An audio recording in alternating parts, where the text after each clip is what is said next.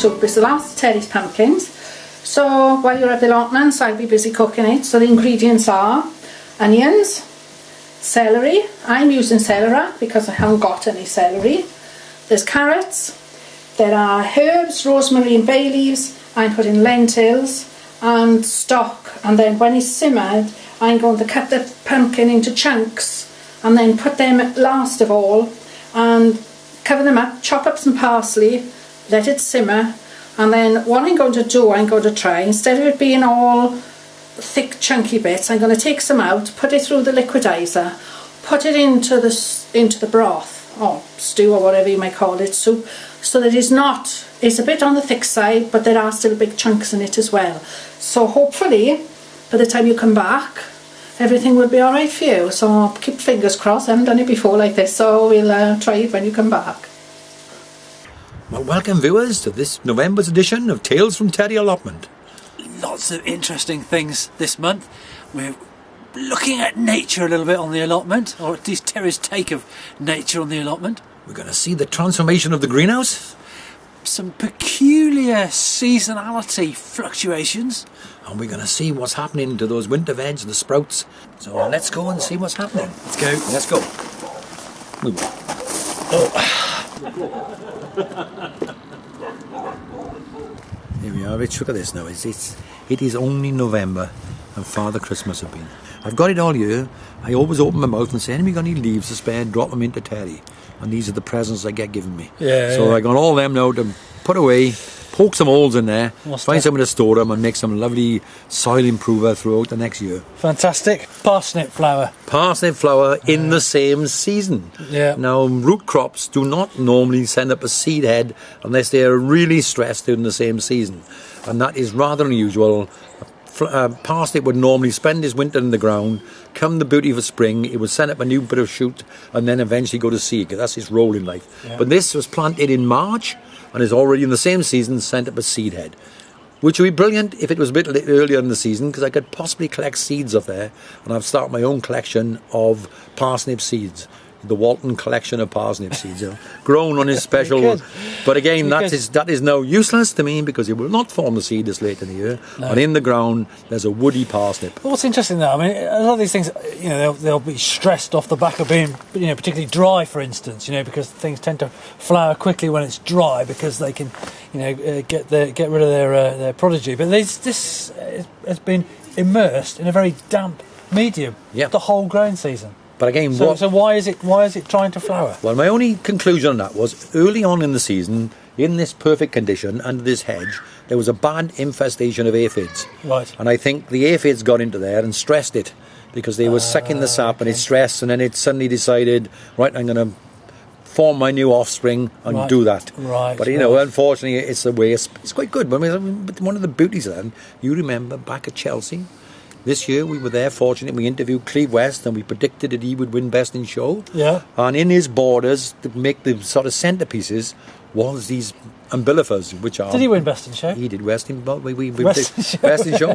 Best in Show. We did actually... Cleve West Best in Show. Yeah. We did actually say that to him when we interviewed him before the judges had come round. We had made our decision. Yeah. And we must have influenced that. He clinched the deal. Well, he clinched the deal, and again... off the back of the humble parsnip flower. Most people would not recognise that in a border as being the humble parsnip. When that opens out, it's got these pale yellow flowers. Right. So it's quite a pretty looking thing. Gorgeous. And you notice behind you, one little point here on it, you were bird watching a moment ago. I do like to leave this ivy on this wall. And look at the new berries there, which are going to be some winter feed for some of these birds and for some of the winter insects which still fly around. And the other beauty of that is you'll find a lot of activity there, particularly the little wren. I can quite often walk down here. I think it's a little mouse guard in a way, but there's a little wren down here feeding because they are big live feed eaters, and he loves it in that ivy. It's the perfect place to overwinter. Yeah, no, it's fantastic there because of course it's just harbouring all sorts of inverts. Consequently, the birds can get in and munch around and look for those little inverts. But what a warm place to roost as well. It is, and it hides the horrible concrete wall which wouldn't be there. And it's quite happy to leave that there. I'm quite happy to live side by cheek by jowl. That's the word. Cheek by jowl with your ivy.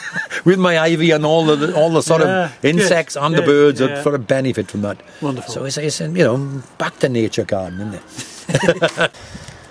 Okay, so you've got these brown leaves, Terry. They're just kind of shading some of the sproutage. Well, it's only that, you see. If you see what happens, as they die back, they form a bit of mould. Right. And if you're not careful, if you don't take these off fairly regularly, that mould will then spread itself to the actual sprouts themselves. Right. So what you tend to do is let plenty of air come through, pick these off. They're great for the compost bin. So I get a bucket out and I'll spend a bit of time taking those off and then expose all these sprouts into the fresh air. Right. And they can tell which ones are ready because they break away from the plant very they're easily. sort of almost ready to drop off anyway. These sprouts, are you pleased with your sprouts this year? Very pleased again. They are forming really well. But again, they really haven't had the frost to bring out the superb flavour. No. We're eating them because we can't wait any longer. It is mid-November. Yeah. But again, we could do with the frost now to put that flavour back in and then check some of this green growth that's occurring. Yeah. But see what's happening with the damp, warmer conditions? Yeah. Perfect You could eat this as well. This there, you've got a perfect little nice cabbage. Which is strong, but tasty. Well, it's no different. I mean, you're eating kale or some other. Tops, I've eaten sprout tops. We used to. There was a regular. My father would always eat sprout tops. It was after he harvested all the sprouts throughout the early part of the winter and into January. Then the feed we would have during February at home would cut off and be Brussels sprout tops. Yeah. Well, the reason I've eaten sprout tops is because my sprouts are always absolutely rubbish. So the sprouts are the only feed you're going to get.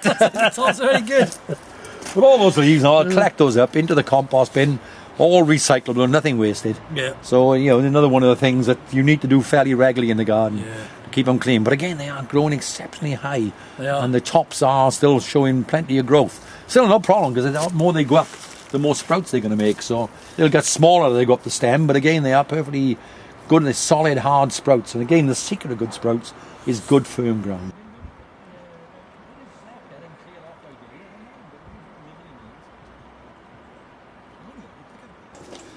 Well, here we are, Mitch, in a completely revamped greenhouse. Very good, yeah. Have you noticed the other thing? Very tidy. Tidier than your kitchen at home, in fact. It is actually. Well, that's where the pumpkin soup is taking place. That's not strictly true. Got to retract that. I need to take that back, yeah. But again, it's all been, every bit of soil has been taken out of here, and that's gone to the new carrot patch for next season. Right. And all this has been carefully brought in, well-rotted manure, plenty of good compost, all the glass perfectly cleaned, all the algae removed. I noticed that the glass, that's what makes the difference in here. Yeah, all the algae. Is that you've cleaned your windows. Well, not really. I just put on the sort of domestos, or I shouldn't say that. I should just put on the disinfectant, and I clean the windows, and that will then take all the algae away. Right. Also, what it does is kill all those little nasty things that's living in the crooks and crannies. Right. So you can increase the light for the winter months, and then all the new borders put in, and then up goes the staging. In will come the chrysanthemums to actually start over winter, so I can start my cut-ins again in January. But if this summer continues much longer, I'll be taking my cut-ins in December. I know. We can see a little flower emerging from one of the chrysanthemum plants already, which is kind of weird, isn't it? Absolutely crazy. For November. And in has come the carrots now from the cold, so these will be ready now. Once my outdoor ones start to run down towards the latter half of December, there's some of my Christmas feed there into January and February to keep my consistent flow of carrots coming right through. Some of the carrots, some of the foliage is greener than the other half of the foliage. Is that for any particular reason? Or? No, it's just the fact that they're quite fairly packed in there. They've been outside. It's been a fairly wet period here in South Wales, and they have probably been a bit waterlogged. Right. But again, they are perfectly all right in there. And again, I don't want to feed at this time of year because I don't want fresh green growth coming along. I just simply want to make the carrot underneath now. Right. And they won't be big carrots. They'll be tiny ones you can cook whole and make a nice little dish with. Right. So in there, and also coming in here throughout the winter now, are my wormeries. These, they stay outdoors. You've either got to wrap them in bubble wrap, but the worms, once the temperatures start to drop, will then get lazy and start wanting to sleep. Yeah. Nobody sleeps on the job on the allotment. So these will now continue to produce compost. Shall we have a look at the worms? Yeah. See what they're like. So, I mean, if you look in here, these... And again, one of the beauties of this, these wormeries, when I moved them, I hadn't collected compost for a while, because I didn't need it towards the latter half of the season. So before I brought them in, I've emptied all the chambers of the compost, and I again had 4 bags of compost out of this.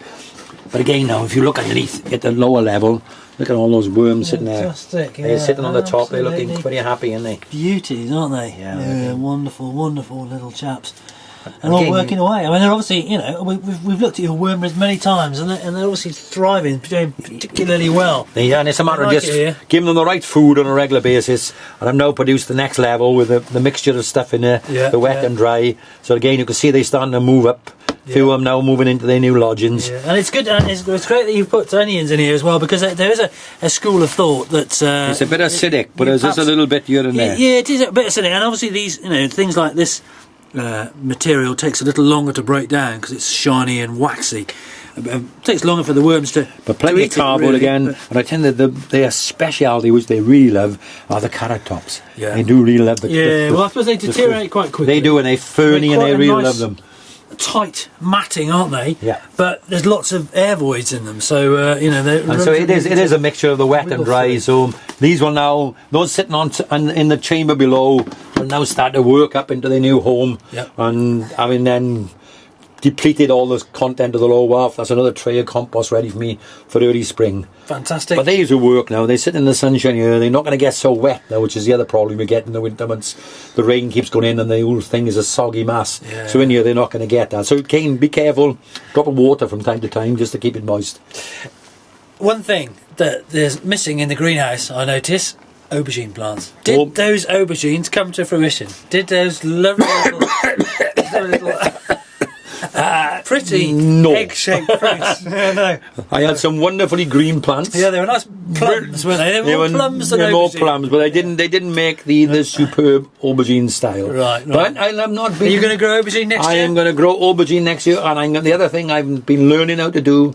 I've got this course I've been on is how to grow melons. Right. So I'm going to definitely get melons next year. Yeah. I know how to do it. You're going to get them off the laterals and stop the laterals at 2 leaves and all the rest. Yeah. So I've now been trained in melon growing. Okay. So next year, watch this space. Yeah, well, I'm looking forward to. I particularly like melons. I do as well. So I'm definitely going to go for melons.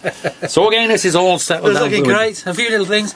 Bit of salad going over there. Bit of salad, hopefully now for the winter season. So again, the object is to have some of those lettuce ready for use around Christmas time, together with a few of the spring onions. Who's coming round Christmas lunch this year? Anybody? Nobody particular. I think we're all doing our own thing. This is one of the few years because the new grandchildren, they're going to stay there. Anthony's going away to his new in-laws, and we're having a great New Year's Eve with it all together. So Christmas is going to be a quiet occasion. So, but then New Year will make up for that. Yeah, party at New Year's. So we're not having a turkey, we're having a lettuce. Right. It's cheaper. It is. Superb. Fantastic, isn't it? Are you pleased with it? Yes, I'm pleased with the flavour. It's really tasty treat. Tasty treat. What do you think of it, Liv? I think it's really, really tasty. Do you think you'll be able to manage a whole bowl? I think I may well be able to. Build yourself up a little bit. Yeah. 2 bowls and you'll be back to normal. Yeah, absolutely. I'll get to work right now. I've got these super ingredients for improving your health from a Welsh mountainside, is it? That's what it amounts to. You've got a sun-drenched pumpkin, you've got organically grown carrots, superbly grown onions, and Clive's parsley. Oh, fair play. So is that a wrap from us? I think that's it. That's a wrap from us, yeah. So we can enjoy our food now. We can sit back and relax and warm up after that. Got a bit chilly towards the end on that mountainside, so nice to be we can warm up again. And we weren't looking forward to warm soup, but it really is touching the spot. Just the job, it is. So yeah, bye-bye from me. Bye from me with a mouthful.